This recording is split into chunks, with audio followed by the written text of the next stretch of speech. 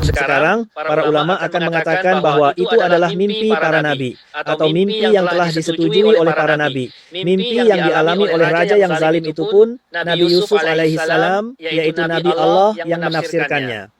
Mimpi itu telah disetujui. Oke, baiklah, kita terima juga hal itu. Karena mimpi seorang nabi adalah wahyu. Bahkan setiap perkataan dan perbuatan nabi, semuanya berasal dari Allah Subhanahu wa Ta'ala. Jadi, mari kita terima juga bahwa karena mimpi itu telah disetujui oleh para nabi. Sekarang, saya akan memberikan Anda sebuah contoh di mana setelah penutup para nabi, Muhammad Shallallahu Alaihi Wasallam, ada seorang laki-laki yang mendapat mimpi. Dan mimpi itu juga menjadi hujjah, alasan bagi khalifah pada masa itu, bahkan menjadi hujjah bagi seluruh umat pada waktu itu. Mimpi itu adalah ketika Umar bin Khattab radhiyallahu anhu menjadi khalifah, pada masa pemerintahannya terjadi kekeringan yang sangat parah. Kekeringan itu begitu hebat sehingga Umar radhiyallahu anhu memerintahkan semua gubernurnya untuk bekerja keras dan mengirimkan bahan makanan. Dan Anda mengirimkan bahan makanan karena kita harus mengendalikan kekeringan yang sedang melanda ini, maka Umar radhiyallahu anhu pun membangun sebuah sistem di tingkat pemerintahan sehingga sekitar 30.000 orang setiap hari diberi makan di Madinah. Kekeringan itu begitu parah sampai-sampai Umar radhiyallahu anhu, bahkan hukum yang telah dibuat oleh Nabi Muhammad Shallallahu Alaihi Wasallam, yaitu memotong tangan pencuri, juga diubah olehnya. Di daerah yang terkena kekeringan parah, hukum tersebut tidak diberlakukan. Artinya, kekeringan itu memang sangat berat dan berlangsung selama beberapa bulan, dan Umar radhiyallahu anhu yang saat itu menjadi khalifah, bahkan beliau pun, Umar radhiyallahu anhu, tidak menemukan jalan keluar dari kekeringan itu, tidak tahu bagaimana cara mengatasinya. Lalu, pada saat itu seorang pria biasa bermimpi. Dalam mimpinya, Nabi Muhammad Shallallahu Alaihi Wasallam datang dan membawa sebuah pesan untuk Umar radhiyallahu anhu. Orang itu kemudian pergi menemui Umar radhiyallahu anhu dan menceritakan mimpinya kepada beliau.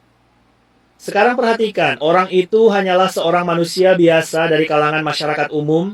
Namun Umar radhiyallahu anhu tidak menanyakan kepadanya tentang kredibilitasnya. Beliau juga tidak bertanya, apa kedudukanmu sehingga aku harus mempercayai mimpimu. Umar radhiyallahu anhu juga tidak berkata, na'udzubillah, karena di dalam hatinya tidak ada sedikit pun kesombongan atau keangkuhan. Umar radhiyallahu anhu juga tidak mengatakan bahwa akulah orang yang tentangnya Rasulullah Muhammad Shallallahu Alaihi Wasallam bersabda, jika setelahku ada nabi, maka dia adalah Umar radhiyallahu anhu. Umar radhiyallahu anhu juga tidak berkata bahwa tentang dirinya Rasulullah Muhammad Shallallahu Alaihi Wasallam pernah bersabda, dimanapun Umar lewat, setan akan menghindar dari jalannya. Dan Umar radhiyallahu anhu juga tidak mengatakan bahwa Allah Subhanahu Wa Taala dengan rahmatnya telah memasukkanku ke dalam golongan 10 sahabat yang dijamin masuk surga asyirah mubasyarah. Jadi bagaimana mungkin kalian menceritakan mimpi kalian tentangku dengan cara seperti itu? Beliau, Umar, tidak pernah menanyakan pertanyaan seperti itu, tidak pernah mengucapkan hal semacam itu. Orang-orang yang menentang saya, yang membuat video-video tentang saya, mengatakan bahwa janggutek saya tidak ada, saya tidak salat, apa nilainya itu, apa kredibilitasnya. Orang seperti itu secara mental memang tidak bisa berpikir jernih. Dan entah apa saja hal-hal aneh yang mereka katakan, seolah-olah mereka berbicara seperti seakan-akan seluruh ilmu di dunia ini, na'udzubillah, Allah Subhanahu Wa Ta'ala hanya mengajarkan kepada mereka dan tidak ada orang lain yang memilikinya.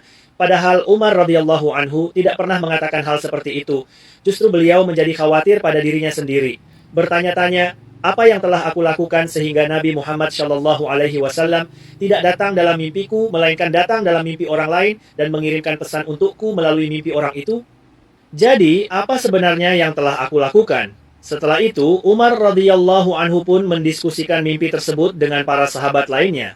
Kemudian, dalam salah satu khutbah Jumat, Umar radhiyallahu anhu secara tegas mengakui bahwa dirinya telah melakukan kesalahan. Maka, sekarang kita akan melaksanakan sholat istisqa, yaitu memohon dan berdoa kepada Allah Subhanahu wa Ta'ala agar Dia menurunkan hujan.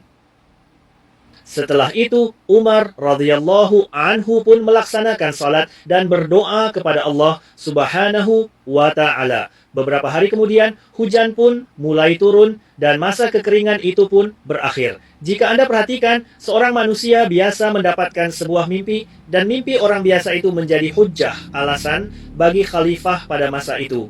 Bahkan bukan hanya menjadi hujjah bagi khalifah tersebut, tetapi juga menjadi hujjah bagi seluruh umat.